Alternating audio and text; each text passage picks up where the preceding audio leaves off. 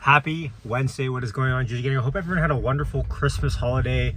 Boxing Day's past us now. Christmas, on to the new year ahead. Now we got 3 days in this week: Wednesday, Thursday, Friday. As I talk to you, it's Wednesday, and Tesla is actually showing a lot of strength today. Up 2%. The Nasdaq, S&P 500, pretty much flat on the day. What is going on with this rally? Okay, so a couple of thoughts I want to share onto this as we end the year and going into 2024. First, hit like, hit subscribe if you enjoy the content.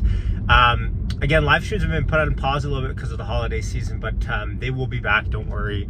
I'm just gonna have to find a different time for them. So stay tuned for that.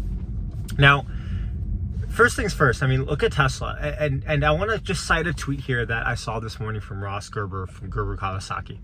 And we know that Ross has it in for Elon, doesn't really like anything that he's got going on right now, and kind of side-eyes Tesla a little bit and whatever. But this morning, he tweeted out and he said, he pulled out a 2-year graph for Tesla, a chart for Tesla, and it's down like 30% or whatever it is. I think it's like $100 is what he showed, right, on his Yahoo Finance or in his Apple Stocks app. And he tweeted and he said, "Man, Twitter has been very expensive to Tesla shareholders." Of course, implying that correlation equals causation there. And now, if you guys know me, it's not like I'm forgiving or I loved the Twitter deal or anything like that. But I tweeted back at him and I just pulled two simple stats: Lucid and Rivian in the last 2 years. Lucid and Rivian are both down 80+%, 90% in the last 2 years, in the same time frame that he was showing that Tesla is down massively because of Twitter. And so, correlation doesn't equal causation, and I just want to cite and just want to make it be known how tough the last 2 years have just been, not industry-wide or not market-wide necessarily, but market-wide, but also industry-wide, right? Lucid, Rivian, these two struggling companies, no relation to Elon, also down massively in the last 2 years. And now my point being this: a rising tide lifts all boats, but of course the opposite, the inverse, is also true. Here's what's interesting about this here. As we sit here, I'm just going to park. As we sit here, I'm just going to pull out on my browser some quick stats. But as we sit here, Tesla is up massively, right? Does this turning on this light help me? Maybe it does. Maybe it doesn't. Let me know in the comments below. But if we look at the year-to-date stats for Tesla, it's up something crazy like 100 and... Actually, let me just pull it up. Year-to-date stats on Tesla. Let's pull this up. As my internet is really slow, I'm just going to pretend like I never asked it to even pull this up. So as we talk here, 2% up for the day. And then also, oh God, man, my internet sucks in this car. Okay, here we go. Oh, now it's scrolled up.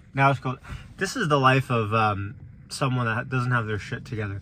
$113 is what we started the year with. $261 is what we're ending the year with. So obviously up more than 100%, up about 26, 60, $40 more. So I don't know, maybe up another 130% year to date. Nuts, right? And we look into 2024 and we go, okay, well, obviously inflation is behind us. Interest rates going up are behind us, perhaps coming down in the first half of next year, definitely the second half of next year. The real estate market has in general been a lot stronger than people had, doomers had probably hoped. If you asked doomers 2 years ago, and they probably would have told you that the housing market is kiboshed and houses are going to fall 70% across the board. That didn't happen. And remember, I've talked about this on a different episode podcast why housing is so important to the stock market for a number of reasons. Of course, sentiment is important, people's living standards, but also people borrow a lot of credit against their homes in forms of many different ways, lines of credits, HELOCs, that sort of stuff. And they invest in the stock market. And so those are all tides that are shifting in our favor as bulls next year. Another tide that's shifting in our favor next year is the going away from bond investing. The average investor that has a lot of cash lying around in the last 2 years last year looked at the rates and went, I can get 5-6%. Yeah, on my money. You know what? I don't need the stock market when I can return that risk-free, guaranteed.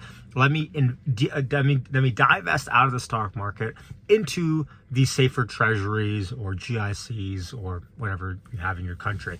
So we're going to have a shifting away of that. As interest rates start to go down, people are going to say, well, the rate of return that I'm getting guaranteed is not as high as something like maybe I can get in equities. So the percentage of equities to debt in people's portfolios is also going to shift.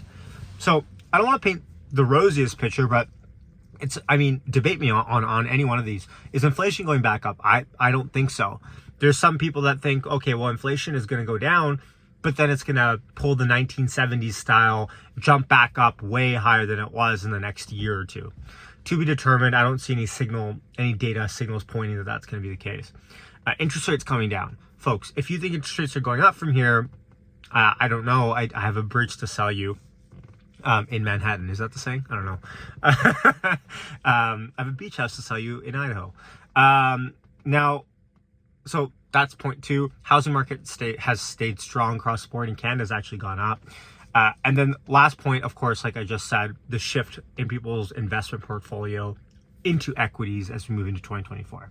So all that to say, and crypto, by the way, has been going up massively as well. This is actually a narrative that I don't see anyone really talk about that I want you to be aware of. Watch crypto. I have my whole tinfoil hat conspiracy theory. If you've watched some of my live streams, maybe you've heard me talk about this. I'm going to save it for a live stream. Hit subscribe if you want to hear my tinfoil hat conspiracy theory about crypto and war and bad actors. But I don't have to get into that right now. But crypto has been moving. Yeah, mooning. $43,000 sitting on Bitcoin, Ethereum at 2K. It's kind of nutty, right? So crypto is also bringing in a lot of profit. And so when people sell out of their crypto in the next month or two, as usually these cycles go, they're going to be looking to put that money somewhere. If they're not bad actors, they're going to be looking to put their money somewhere. That's a little hint. Into something like equities, stocks. So anyways, my point being, as we end 2023, the crap year that it was supposed to be never happened. And as we look into 2024, it seems pretty positive. But we know what the market says, and I'm going to flip it right here at the end. We know what the market is. It's a future predicting pricing model, and it often does the exact opposite of what we think it'll do. Hit like, hit subscribe on your way out. Leave me a comment as to your thoughts below. Support the channel if you want, patreon.com/hitthatbid, or become a YouTube member, and I'll catch you guys on Discord to chat it up. Much love. Yash signing off. Have a happy, healthy new year. I'm sure I'll catch you before then, but if not, take care. Yash signing off. Peace out.